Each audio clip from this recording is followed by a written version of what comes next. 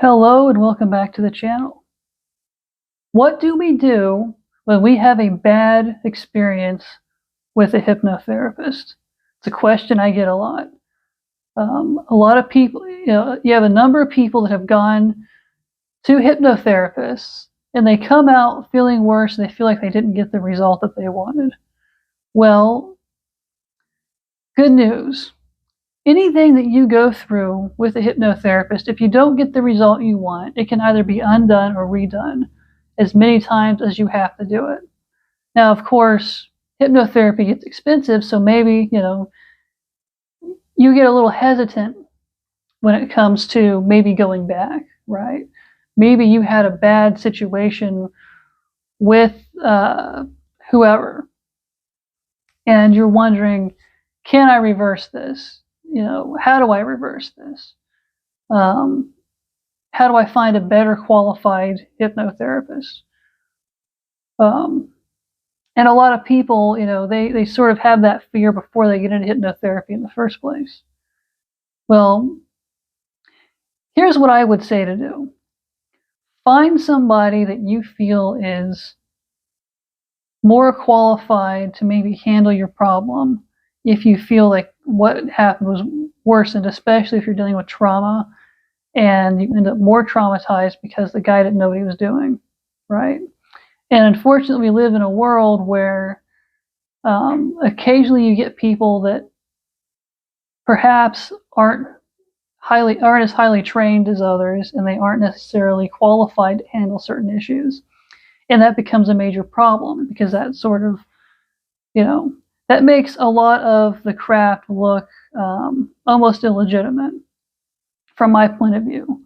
So I'm talking to other hypnotists too. Don't get offended when somebody comes to you with an issue like this, because it's actually becoming more and more common, because hypnosis itself has not been very regulated over the past several decades.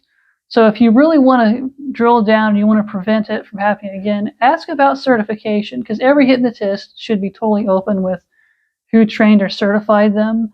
Maybe do some research on certain bodies and how they certify and what their requirements are. I personally have my certificate under the San Diego Hypnosis Institute, and I was trained by David Snyder himself, which is a very rigorous hands-on certification process. So that's something to research. If somebody tells you so-and-so certified me, look up their requirements, and if you have those kind of concerns before you go into the session, and make the decision that's best for you, and go with who you feel is the most qualified to work with you. But if you had a bad session, like I said before, the good news is you could go to someone else and they can undo and redo what you've already been through, and they can help you get through that situation and work you through it. Of course, sometimes maybe you went through it and didn't have the effect as strongly as you wanted. And in a case like that, what I really recommend is, just keep trying, And if hypnosis isn't what's right for you, maybe look into something like NLP, or just find a regular coach to help you through the issues you're going through, or a regular psychologist or counselor. Because as much as I love what I do, I don't believe that it is 100% always the right course of action for dealing with a problem. It is a really great idea for someone that's, if you're dealing with trauma, or you're dealing with something like weight loss, or you're looking for a minor behavioral change, hypnosis is always great for that. But yeah, always make sure you're looking at credentials, asking them who they were trained by, find out, maybe look for testimonials on their website, look for whatever makes you feel comfortable with this new hypnotist that you're choosing to, trust your mind with, so to speak. Because that's a lot of what you're doing, is you're allowing your subconscious, the control of your subconscious to another person. And they should take great care in doing that, and how they treat and work on the issues that you've presented them with. So, looking into people's credentials that's something that I do myself when I look at anybody that I'm going to do collaborations with, or someone that, of course, is going to treat me. I don't have that issue because I know a lot of the people that I work with, and I know their qualifications. But yeah, I mean, if you're having the same problem, your problem got worse, you had a bad experience, don't be afraid to go and find another hypnotist, because a lot of us out there are actually very great and very qualified and take our job very seriously. And if you do go to another one, don't be afraid to ask for the exact same service that you asked for from the last guy.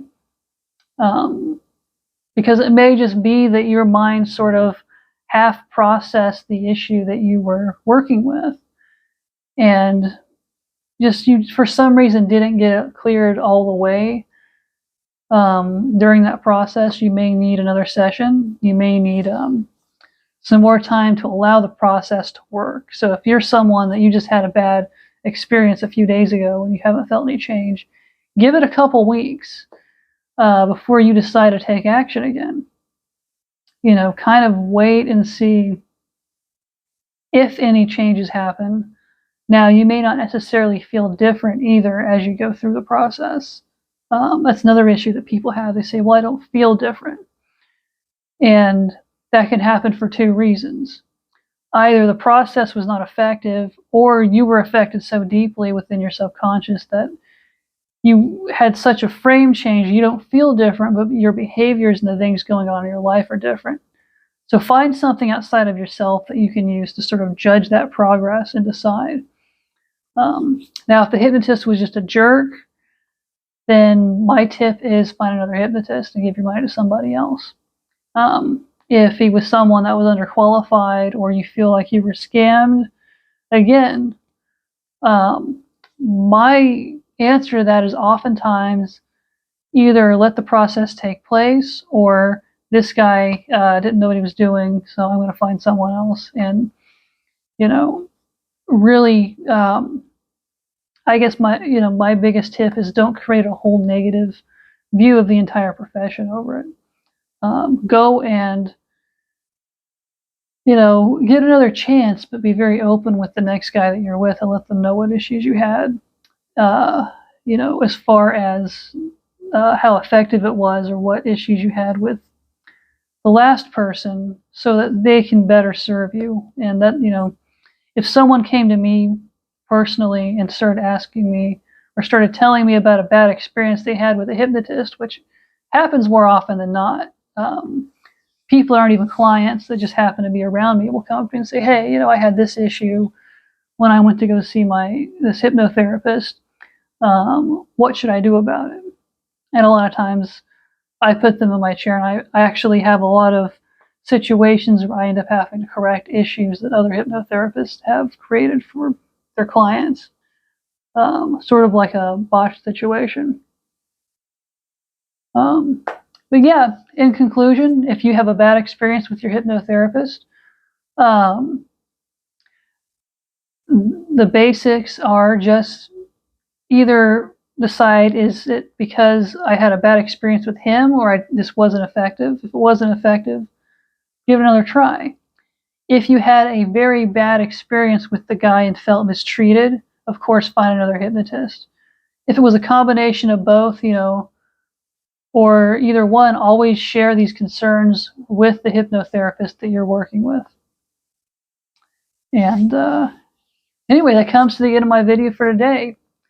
If you had a bad experience with a hypnotherapist and you feel like you want to give it another shot, you can find me on facebook.com/rateofmindfulness, or go to rateofmindfulness.com. You can contact me there. Please feel free to like and subscribe and comment down below.